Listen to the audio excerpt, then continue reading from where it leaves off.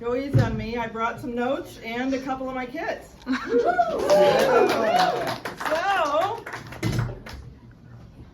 let's hear it for some working parents out here. I'm guessing from looking at the crowd, there's probably not too many. So, I'm hoping some of these land. I have so much respect for stay-at-home parents because I really didn't set out expecting that I was going to have some, that I was going to be this big career woman. I didn't have these dreams playing with the Barbie playhouse that I'm going to be a big career woman and have it all.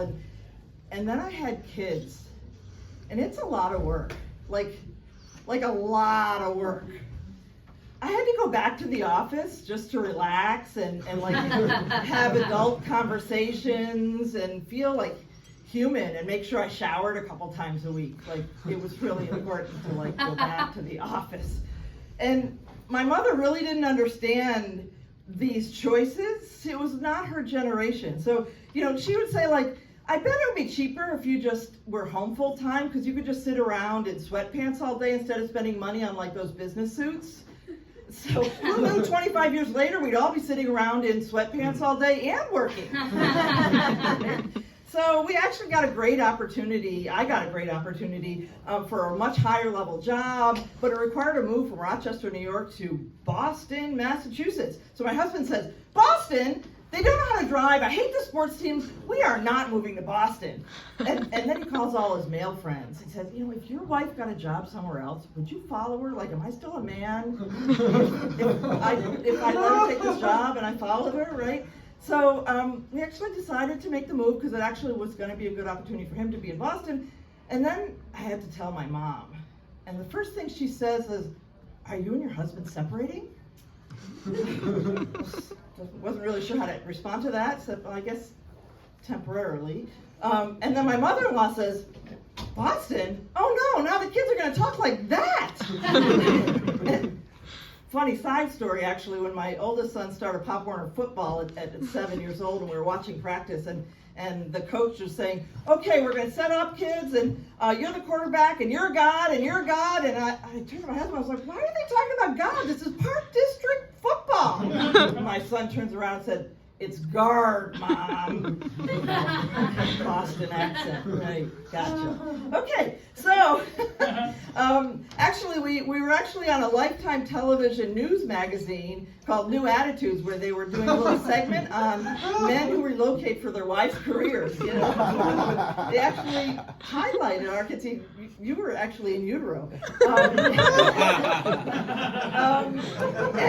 And so they filmed us at home, and they filmed me at my office and my husband in his office, and then they interspersed experts that talked about giving advice to the husbands on how you can explain to your parents why you're actually moving for your wife's job. Oh my God. And so then it actually aired, and then my family gave me and the producer told me, we're only filming you from the shoulders up. So exaggerate use of talking with your hands, otherwise you just look like a talking head, right? So then I tell my parents, my family to watch it, my siblings, my mom. So my mom goes, well, it's really more about your husband. Okay, yeah. And my brother goes, you talk with your hands too much. And my sister goes, did you do your own hair and makeup, or did they do it for you? I did my own. She goes, well, maybe next time you should have them do it. So yeah, real supportive family. It's amazing I didn't spend more in therapy. So yeah, anybody ever go into the bathroom now, come out of the stall and go to wash your hands and just sit there with your hands under the faucet expecting it to go on, and then you remember, oh, not everything is touchless these days. You actually have to turn the faucet off? Anybody have this experience? Yeah, that was just an odd segue.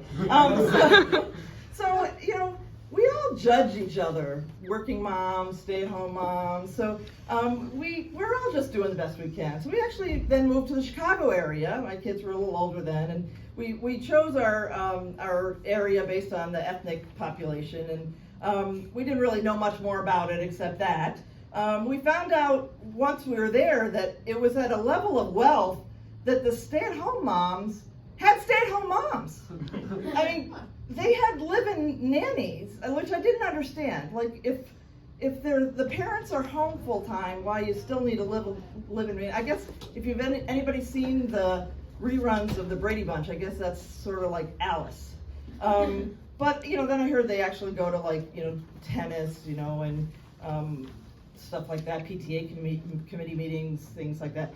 So I had this challenge with both of us working and juggling how to get my second grader to his Hebrew school class after school. So I'm trying to figure out how to get him at 4 o'clock.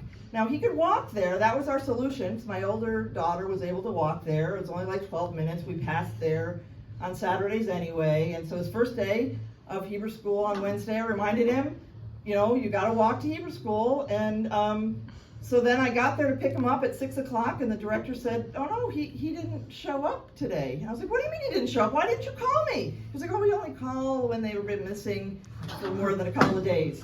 And I was like, what? So I go like crazy person driving. I was like, I don't even know where to look. I'll start at home. And then there he was with an empty box of crackers and a popsicle stick, and it's like the equivalent of a grown man sitting on the couch in his underwear with his hand in his pants drinking a beer watching the game.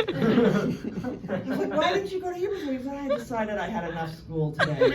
Okay. So I called the director, how do I get him from school to Hebrew school? He's like, well, here's the names of all the parents that were of kids in his school class. I called all of them. None of them even called me back. You know, it turns out, I called, one mom actually answered the phone, it was before caller ID, so she had to talk to me. And I was like, how do you guys do it? It turns out that these people have carpools figured out in utero, like before the kids are even born. So there was no hope for us, because my kid was already in first grade before we even moved there. So anyway, I was like, look, I just need to get my kid there at 4 o'clock on Wednesday. I'll pick your kid up at 6. I'll take them both ways on Sunday. Whatever else you need. She goes, why? Do you, work? I thought she was throwing up into the phone. So that was not going to be an option for us. My husband found a solution through the bus company. I was not going to tell those other moms that. It was way easier. So, you know, we give ourselves a lot harder time. We're, you know, competing with each other. But as long as the moms are happy, the kids are going to be happy. I have 2 successful ones right in front of me here tonight. So thank you all for your time.